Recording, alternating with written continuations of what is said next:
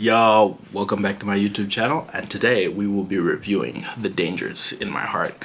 Now, I've been talking since the beginning of my channel about reviewing anime, and the problem that I kind of faced at the beginning was, number one, I didn't necessarily have time to be watching anime.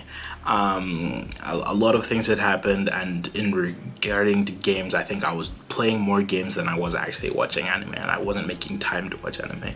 I'm home, I'm on my, I'm not gonna call it summer vacation, but I guess it's a summer vacation because it's hot as hell right now. So I do have a lot of spare time to actually be watching and catching up on stuff. One of my friends recommended The Dangers in My Heart. It's only 2 seasons as it currently stands. I think there might be a 3rd season in regards to the way season 2 ended. Maybe not, but there should be 3 seasons. But in regards to up to right now, this is what I'm going to review. But in general, I do want to be doing anime reviews a lot more often. Another problem I do face is I have watched a lot of anime, but a long time ago. Like, I've maybe watched maybe 150 to 200 anime.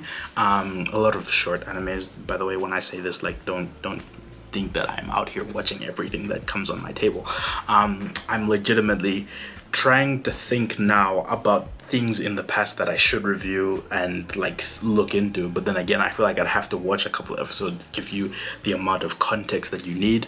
Right now I'm watching The Dangers in My Heart because it's the most recent anime that I finished, right? So I'll give you a basic synopsis in regards to this show.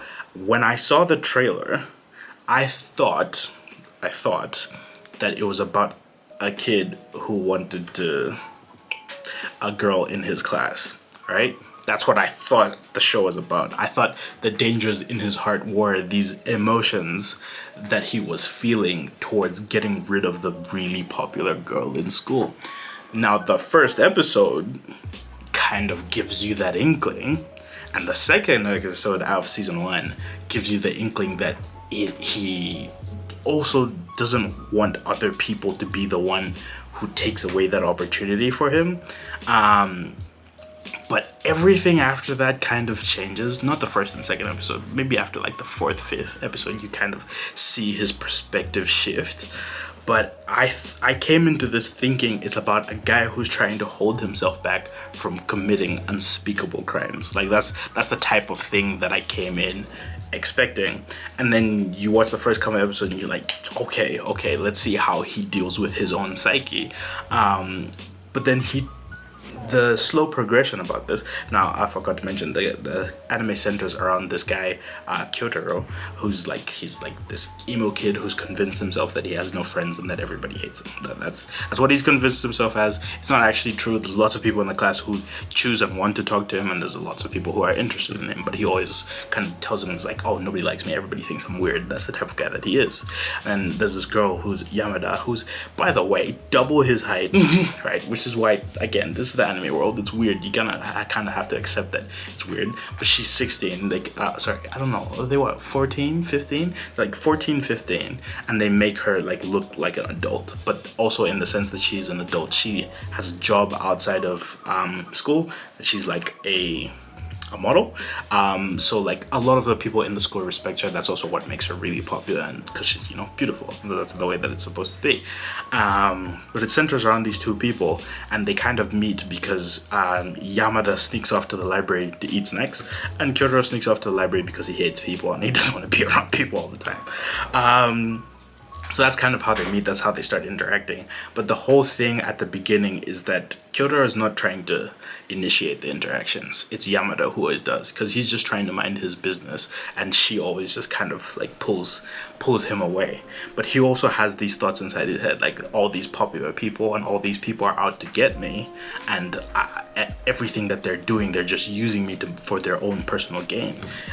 So he's always like in this place where, do I actually want to hang out with this person, or are they just using me? But that's just what he's convinced himself. And I love animes like these because it does focus on how do you get from a point where you don't trust people to trusting people, but it's through their actions.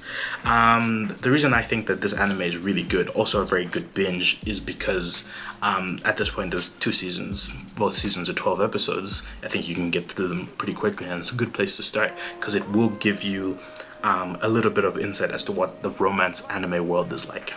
The romance anime world kind of has a couple of main tropes. One of them is for one reason or another hiding your relationship from the public. I don't know why. Actually, I guess I do know why, but I don't know why it's such a big thing for other people not to know when there's nothing officially happening yet. For a large majority of this anime, the two individuals haven't confessed to each other. One person realizes a little bit later that they like the other, and another person is kind of still developing those feelings, and it comes to their realization that, yeah, I actually do like this person, I don't hate them. But the whole time, anytime they interact or anytime they interact in front of people, they do their best to kind of like hide it from the other people, which is not necessarily a problem. You know, you want to have a private life. If you want to have a private life, that's perfectly fine. But like, what I mean is any positive interaction that they have always results in them turning around or quickly running away and quickly hiding the fact that they've actually been chilling or interacting or having fun together. That's the problem. It's like they discourage fun.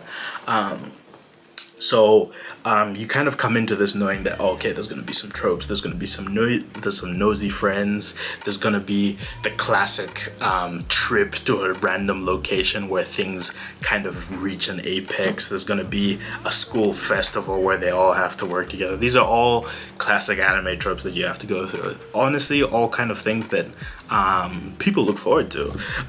So you come into this knowing that you're not getting anything too far away from the norm, but you're also getting it in kind of a different light, because you are getting a main character who genuinely, at least in the first season, in my opinion, disliked people and disliked having to do anything. But you also get to see this character grow throughout the seasons into a person who can interact with people, who's actually, I think towards the second season, I wouldn't call him popular, but everybody in the class knows him. All the girls interact with him, to the point where the girl that he's actually interested in starts to get jealous as to the amount of interactions that he's having with girls.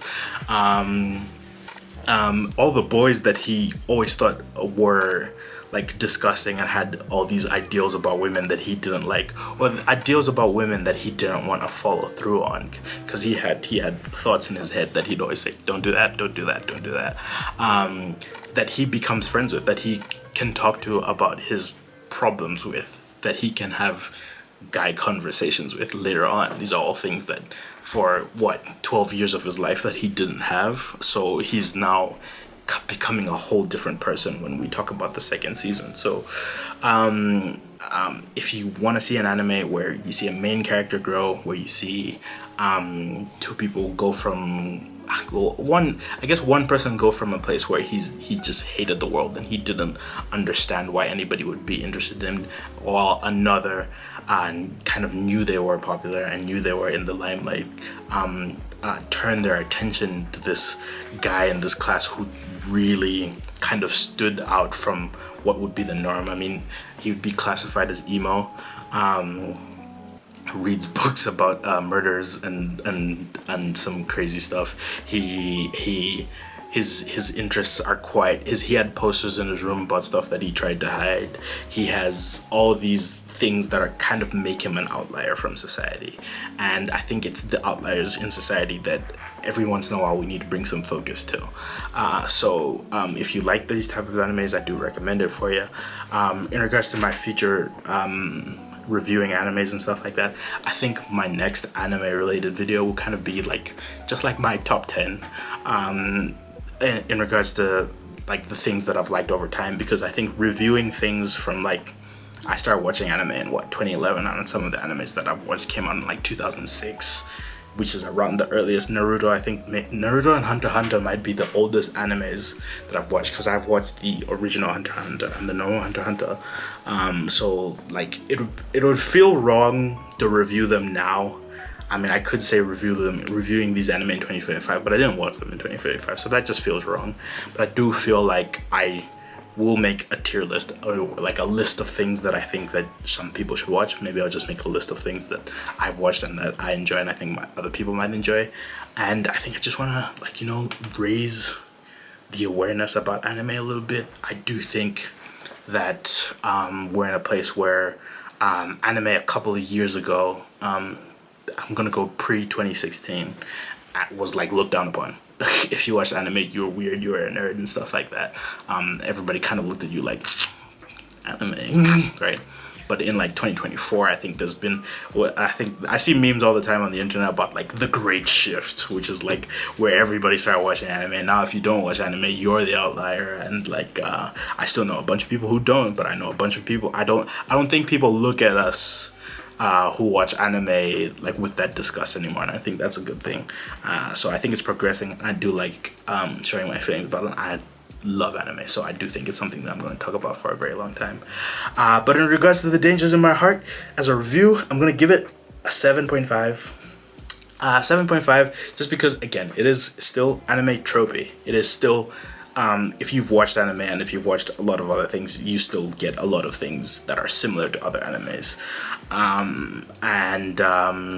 In regards to the main characters, they're a little relatable. In regards to being an outlier, I think I can relate with the other character, but in regards to having a model in my class, I don't think I can relate to that one. But I do like watching characters grow, and you do get a lot of that in this, so I do think that's its main pulling point for me, with a great animation style, by the way. But in regards to right now, that's been my review of The Dangers in My Heart. If you have any recommendations for anime, please put them down below. Don't forget to subscribe, like. Please let me know what you guys do like. Comment. Tell me if you've watched it. If you haven't watched it, tell me something to watch. I do have a lot of friends telling me to watch The Apothecary Diaries, but season 2 is coming out right now, so I'm going to wait until the end of season 2 if I'm going to do that. But at this point, I'll see you on my next YouTube channel. Oh my gosh, you see, I'm still working on this. I'm gonna figure this out eventually. I'll see you on my next YouTube video. But as it stands, peace.